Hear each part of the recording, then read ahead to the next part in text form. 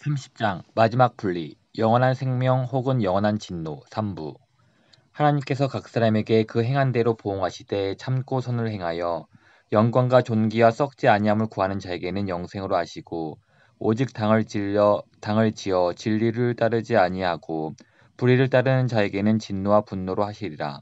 악을 행하는 각 사람의 영에는 환난과 곤고가 있으리니 먼저는 유대인에게요 그리고 헬라인에게며 선을 행하는 각 사람에게는 영광과 존귀와 평강이 있으리니 먼저는 유대인에게요 그리고 헬라인에게라. 로마서 2장 6절에서 10절 말씀. 영광과 존귀와 썩지 아니함을 구하다. 본 말씀에서 영광과 존귀와 썩지 아니함을 구하는 자에게 영생을 주신다는 중심 내용에 관해 제대로 언급하지 않는 채로 넘어갈 수는 없습니다. 6, 7절 말씀을 보시기 바랍니다.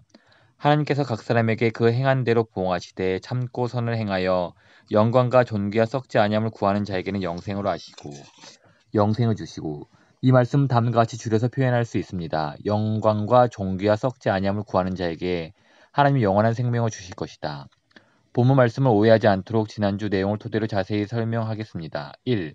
여기서의 요점은 영광과 존귀와 썩지 아니함은 어느 특정한 방법으로만 구할 수 있는데 바로 참고 선을 행하여라는 것입니다. 혹은 말 그대로 인내의 선한 일을 따라 구할 수 있다는 것입니다. 그러므로 자기가 원하는 방식으로 영광과 존귀와 썩지 아니함을 구하는 것은 불가합니다.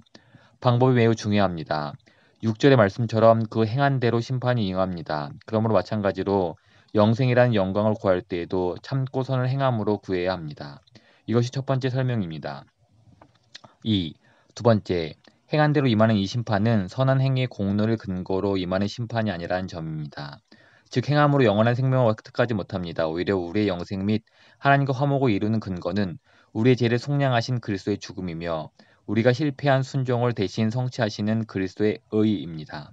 로마서 3장 24에 25절에서는 이렇게 말합니다.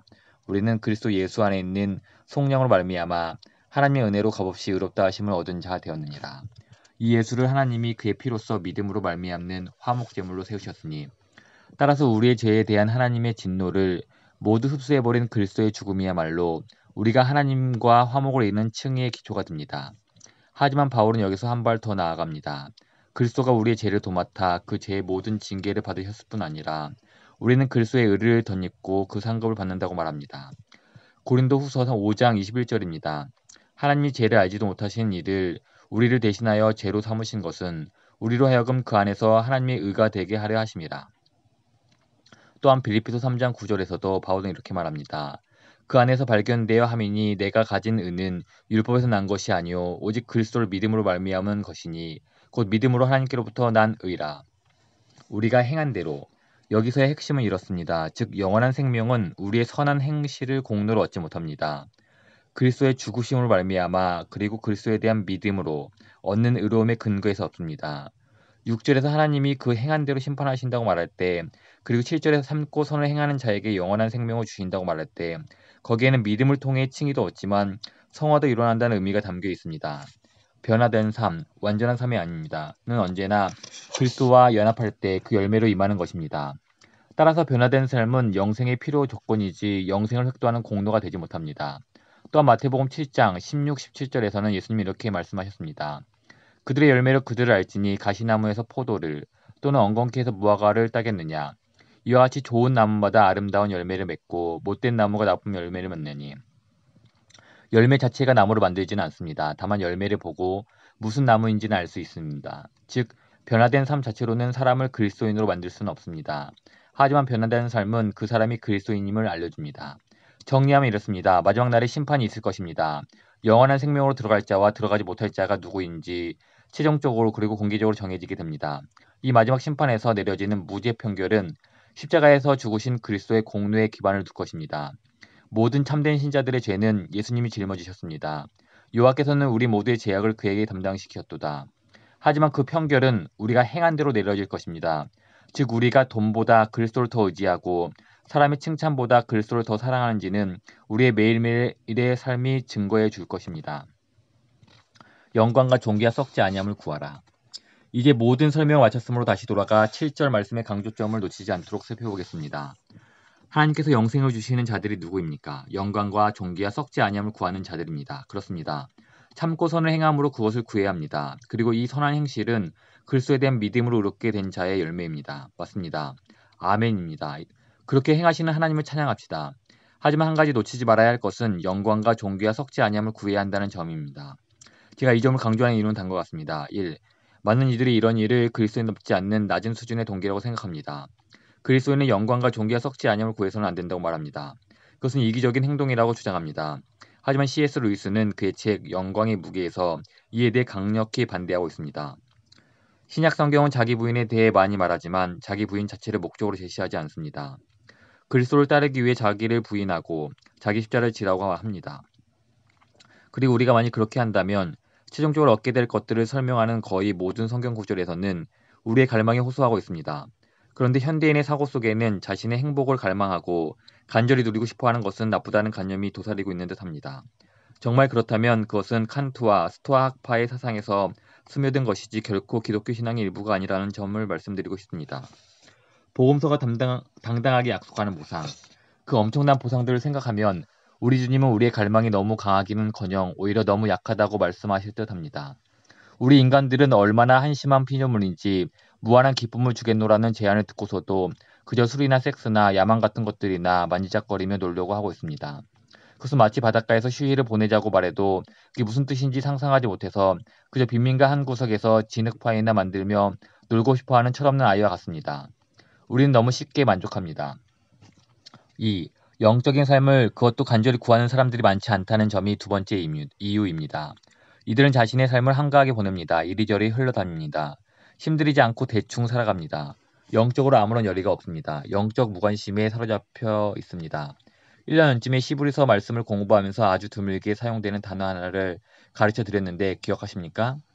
아케디아, 나테, 무관심이라는 뜻입니다. 치명적인 단어입니다. 바울은 빈둥거리는 자가 아니라 간절히 원하는 자에게 영생을 주신다고 말했기 때문입니다. 디모데전서 6장 12절에서 이렇게 말합니다. 믿음의 선한 싸움을 싸우라, 영생을 취하라. 이를 위하여 내가 부르심을 받았고. 3. 세 번째로 제가 이 부분을 강조하는 이유는 영광과 존귀와 썩지 아니함을 구하라는 말에는 설명이 필요하기 때문입니다. 그 부분으로 넘어가도록 하겠습니다. 구하라, 바라라, 추구하라, 열망하라, 사랑하라. 영광과 존귀와 썩지 아니함을 구하는 것은 좋은 일일 뿐 아니라 반드시 필요한 일이라는 점이 오늘의 핵심입니다. 구하십시오, 바라십시오, 추구하십시오, 열망하십시오, 사랑하십시오. 세상의 그 어떤 것보다도 더욱 갈망하십시오. 이것이 핵심입니다. 영적인 것들에 관해서는 결코 무관심하고 나태하고 아무 목적 없는 사람이 되지 마시기 바랍니다. 여러분이 혹 이러한 사람이라면 여러분의 마음속에 영광과 존귀가 썩지 아니하는 것에 귀함을 깨닫고 열정의 불이 타오르게 해달라고 하나님께 간절히 구하십시오. 여러분의 마음이 세간에 이슈화된 청문회 방송에 흠뻑 빠져 있습니까? 그렇다면 그 마음이 영광과 존귀가 썩지 아니하는 것으로 옮겨가도록 하나님께 도움을 구하시기 바랍니다. 이번 크리스마스 때 자녀들이 방문해 주기를 간절히 바라십니까? 그렇다면 그 간절함이 영광과 존귀가 썩지 아니하는 것으로 옮겨가도록 하나님께 도움을 구하십시오. 투자한 돈이 잘 불어나는지 주식시장 동향을 살피고 계십니까? 돈에 대한 열망이 영광과 존귀가 썩지 아니하는 것으로 옮겨가도록 하나님께 도움을 구하십시오. 그것이 핵심입니다. 구하십시오. 영원한 생명은 영광과 존귀와 썩지 아니할 것을 구하는 자에게 임합니다. 영적으로 무관심한 사람에게는 임하지 않습니다. 그렇다면 그것은 어떤 의미일까요? 영광과 존귀가 썩지 아니할 것의 정의. 세 가지 단어로 설명하려고 합니다. 저는 영광과 존귀가 썩지 않는 것을 정의하기 위해 다음에 세 단어를 사용하는데 영광이야말로 우리가 구해야 할 주된 대상이고 존귀가 썩지 아니할 것은 영광의 또 다른 면모라고 생각하기 때문입니다. 그 세 단어는 탁월성, 반향, 연장입니다. 저는 영광을 일종의 신적 탁월성으로 정의하려 합니다. 존귀는 하나님과 천사와 성도와 관련되어 있는 그 신적 탁월성의 반향이라고 봅니다. 그리고 썩지 아니할 것은 장래에 영원히 지속될 그 탁월성의 연장입니다. 위대하고 탁월한 사람이 죽음을 거치지 않고 영어로 옮겨가는 모습을 머릿속에 그려보십시오. 그의 움직임이 영원히 연장되고 죽음을 겪지 않고 상하지도 썩지도 소멸하지도 않는 것이 그의 불멸성입니다. 그리고 그가 영원을 영원히 지나는 동안 그의 탁월성은 다른 탁월한 존재들에게 알려지고 그 탁월성은 반향을 일으켜 존귀와 칭송으로 되돌아옵니다. 그러므로 탁월성 그 자체가 여기서 주된 요소이며 불멸성은 그 탁월성이 영원히 계속되는 것이며 존귀는 다른 뛰어난 존재들, 그 중에서도 특별히 하나님의 마음과 생각 안에서 그 모습 그대로 인정받고 승인받는 것임을 기억하시기 바랍니다. 따라서 저는 중심 내용인 영광을 구하는 것에 의미에 초점을 두고 싶습니다. 하지만 존귀를 구하는 것에 관해서도 언급할 부분이 있으므로 영광을 구하는 것에 앞서 설명하겠습니다. 존귀를 구하는 것. 우리는 누구의 인정과 누구의 관심과 누구의 칭찬을 구해야 할까요? 이에 대한 답은 로마서 2장 29절과 고린도전서 4장 5절 이렇게 두 군데에 나옵니다. 로마서 2장 29절에서 바울은 이렇게 말합니다. 오직 이면적 유대인이 유대인이며 할례는 마음에 할지니 영에 있고 율법 조문에 있지 아니한 것이라. 그 칭찬이 사람에게서가 아니요 다만 하나님에게서로니. 진정한 그리스도인은 사람의 칭찬을 쫓지 않고 하나님의 칭찬을 쫓습니다. 이것이 그리스도인이 원하는 존귀함입니다. 그리고 고린도전서 4장 5절에서 바울은 심판의 날에 하나님이 어둠에 감추인 것들을 드러내고 마음의 뜻을 나타내시리니 그때 각 사람에게 하나님으로부터 칭찬이 있으리라고 말합니다. 여기서 하나님이 사람을 어떻게 칭찬하시는가에 대한 질문이 생깁니다. 하나님 편에서 이것은 우상이 아닐까요? 하나님이 자신의 영광보다 사람을 더 높이시는 것일까요? 하나님이 어쩔 수 없이 인간을 경배할 정도로 높은 가치와 아름다움과 미덕이 하나님 그분이 아닌 다른 곳에 있다는 말일까요? 우리가 구하는 영광의 의미에 그 답이 있습니다. 영광을 구하는 것. 이 질문은 우리를 최종적으로 주된 문제로 이끌어줍니다. 즉, 우리에게 영광을 구한다는 것은 어떤 의미일까요? 누구의 영광입니까? 하나님의 영광이라면 우리는 그 영광을 볼 수 있도록 구하는 것일까요? 아니면 영광을 나눌 수 있도록 구하는 것일까요? 우리가 만약 그 영광을 보고 나누기 위해서라고 말한다면 창세기 3장 5절에서 사탄이 하와에게 부추긴 방법대로 하나님의 영광을 나누는 것일까요? 너희가 그것을 먹는 날에는 너희 눈이 밝아져 하나님과 같이 되어 선악을 알 줄 하나님이 아심이니라. 이것이 과연 우리가 하나님의 영광을 나누기 원하는 방법일까요? 절대 그렇지 않습니다. 그러므로 매우 조심해야 합니다. 우리가 영광을 구하는 방법과 그것에 관해 생각하는 방식에 따라 엄청나게 중요한 사안이 달려 있습니다. 이에 대한 바울의 대답은 이것입니다. 우리는 하나님의 영광을 구해야 합니다. 그리고 무엇보다 먼저 하나님의 말씀과 일하심 속에 드러난 영광을 바라보면서 그 영광이 있는 그대로를 보고 즐거워하기를 간절히 바라야 합니다. 로마서 1장 23절에서는 불경건한 사람들이 행하는 어리석은 행위를 썩어지지 아니하는 하나님의 영광을 우상으로 바꾸는 것이라고 말합니다. 이는 하나님의 영광을 구하는 일에서 실패한 것입니다. 우리는 하나님의 영광을 우리가 예배하는, 우리가 감탄하고 기뻐하고 존중하는 최고의 대상으로서 구해야지 다른 어떤 것으로도 바꿔서는 안 됩니다. 로마서 5장 2절에 이렇게 말합니다. 또한 그리스도로 말미암아 우리가 믿음으로 서 있는 이 은혜에 들어감을 얻었으면 하나님의 영광을 바라고 즐거워하느니라. 그리고 11절은 우리 갈망의 가장 핵심이 무엇인지 한마디로 표현하고 있습니다. 그뿐 아니라 하나님 안에서 또한 즐거워하느니라. 우리가 갈망하는 것은 단지 하나님의 영광만이 아닙니다. 하나님 그분 자체입니다. 더 이상 말할 필요가 없습니다. 이것이 우리가 구하는 본질입니다. 우리는 하나님을 갈망합니다. 혹은 이와 동일한 것입니다만 영광 가운데 계신 하나님 혹은 탁월함 가운데 계신 하나님을 갈망합니다. 따라서 하나님의 영광을 구한다는 것은 하나님 안에 있는 그대로의 영광을 보고 알고 즐거워하기를 구한다는 의미입니다. 하지만 로마서 8장에서 바울은 말한 내용을 볼 때 그것만이 전부는 아닙니다. 로마서 8장 17절을 보시기 바랍니다. 우리가 자녀이면 또한 상속자, 곧 하나님의 상속자요 그리스도와 함께한 상속자니 우리가 그와 함께 영광을 받기 위하여 고난도 함께 받아야 할 것이니라. 여기에 나오듯 우리가 바라는 것은 단지 하나님의 영광을 볼 뿐 아니라 하나님의 영광을 나누는 것이기도 합니다. 로마서 8장 고찰. 로마서 8장을 계속해서 보겠습니다. 생각하건대 현재의 고난은 장차 우리에게 나타날 영광과 비교할 수 없도다. 맞습니다. 장차 우리에게 영광이 나타날 것입니다. 하지만 더 나아가 그 영광이 우리를 변화시켜 그 영광과 동일한 영광으로 우리를 영광스럽게 할 것입니다. 피조물이 고대하는 바는 하나님의 아들들이 나타나는 것이니 피조물이 허무한데 굴복하는 것은 자기 뜻이 아니요 오직 굴복하게 하시는 이로 말미암음이라. 그 바라는 것은 피조물로 썩어짐의 종로를 탄 데서 해방되어 하나님의 자녀들의 영광의 자유에 이르는 것이니라. 바울이 로마서 8장 30절에서 말하고 있는 의미와 동일합니다. 의롭다 하신 그들을 또한 영화롭게 하셨느니라. 따라서 영광을 구한다는 것은 영광을 보는 것과 영광을 나누는 것 모두를 의미합니다. 우리에게 또 다른 의문이 남습니다. 우리가 하나님의 영광을 나눌 뿐 아니라 영원한 삶의 일부분으로서 이 영광을 구한다면 그 의미는 무엇이고 또한 사탄이 하와에게 하나님처럼 되고 싶어 하도록 만들면서 의도했던 일을 어떻게 피할 수 있을까요? 저는 이런 식으로 설명하고 싶습니다. 영화롭게 되거나 혹은 하나님의 영광을 나누려 하되 하나님이 되려고 하지 않는 것은 하나님의 의도대로 우리의 생각과 영혼과 몸으로 하나님의 영광을 알고 하나님의 영광을 기뻐하고 결국 하나님이 주시는 힘으로 그 영광을 드러내는 것입니다. 이를 통해 그 영광을 찬송하는 것을 철저히 하나님 중심이 되도록 하는 것입니다. 우리가 비록 영화로워진다 하더라도 인간에게 있어서 하나님의 영광을 나눈다는 것은 하나님의 영광을 알고 기뻐하고 드러내는 것을 뜻합니다. 말하자면 우리의 영광은 하나님의 영광을 아는 것입니다. 또한 이 모든 일을 자신의 힘이 아니라 하나님이 공급해 주시는 힘으로 하는 것이 우리의 영광입니다. 그래야 우리의 기쁨은 충만해지고 하나님의 영광은 온전히 드러납니다. 따라서 저는 여러분의 모든 영광과 존귀가 썩지 않는 것을 구하시길 간구합니다. 하나님의 탁월하심을 보고 나누기를 구하십시오. 여러분이 하나님의 그 탁월하심을 알고 기뻐하고 드러내도록 구하십시오. 하나님 그분을 찬양할 때 그분의 탁월하심이 반영되어 울려 퍼지기를 구하십시오. 또한 그분의 탁월하심이 영혼 속으로 끝없이 연장되기를 구하십시오. 영광과 존귀가 썩지 않음을 어떻게 구하는가? 첫째, 그리스도와 그분이 죄인들을 위해 십자가에서 완성하신 사역의 영광을 바라보십시오. 앞에서 이미 강조했던 내용입니다. 칭의와 영생은 우리의 행위로 얻는 것이 아닙니다. 믿음으로 그리스도를 바라보는 자에게 값없이 주어집니다. 그러므로 하나님의 영광을 얻고 영을 얻게 되고 싶다면 반드시 그리스도를 의지해야 합니다. 우리는 믿음으로 의롭다함을 얻고 의롭게 된 사람들은 영을 얻게 됩니다. 그러므로 믿음은 하나님의 영광을 구하는 가장 처음이자 절대적인 열쇠입니다. 하지만 그리스도나 그분에 대한 믿음도 결코 소홀히 다뤄져서는 안 됩니다. 제가 그리스도를 바라보라고 말한 것은 그리스도의 영광을 우리의 가장 귀한 보물로 흔들림없이 바라보라는 의미입니다. 바울이 고린도후서 4장 4절과 3장 18절에서 말한 것과 같은 의미입니다. 고린도후서 4장 4절에서 바울은 그리스도의 복음에 관해 이렇게 말합니다. 그리스도의 영광의 복음에 광채가 비치지 못하게 함이니 그리스도는 하나님의 형상이니라.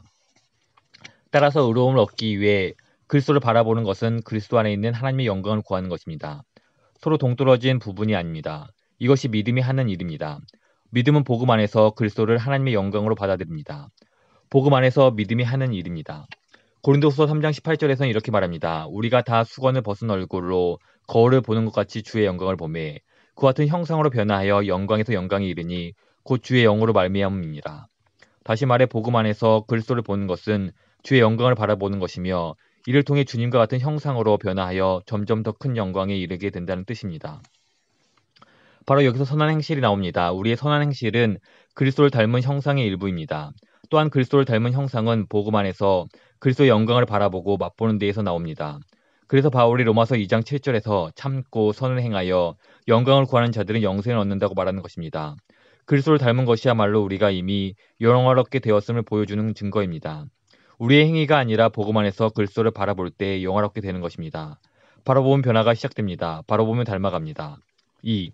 하나님의 영광을 어떤 식으로 구할 것인가에 대해 두 번째 지침은 영광으로 이끄는 길에 많은 고난이 있다는 사실을 깨닫는 것입니다.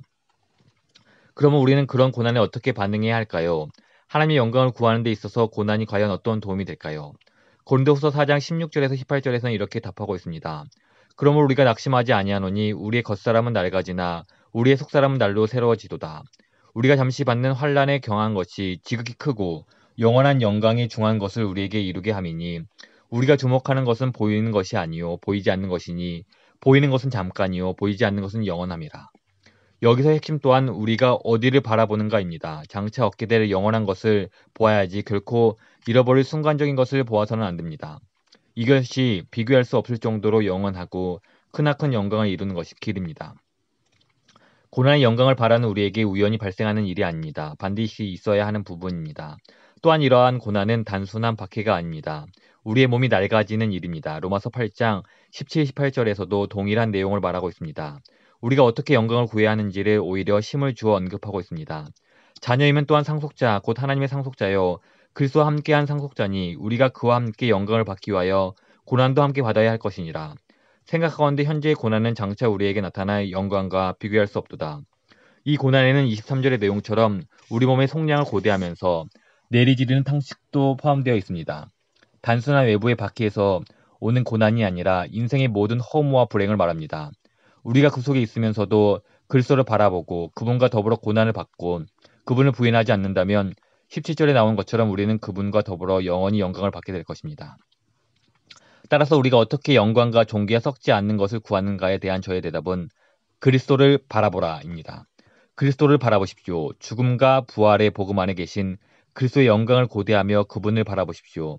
하나님의 영광의 형상이신 그분을 바라보고 맛보십시오. 그리고 고통 속에서도 그분을 보십시오.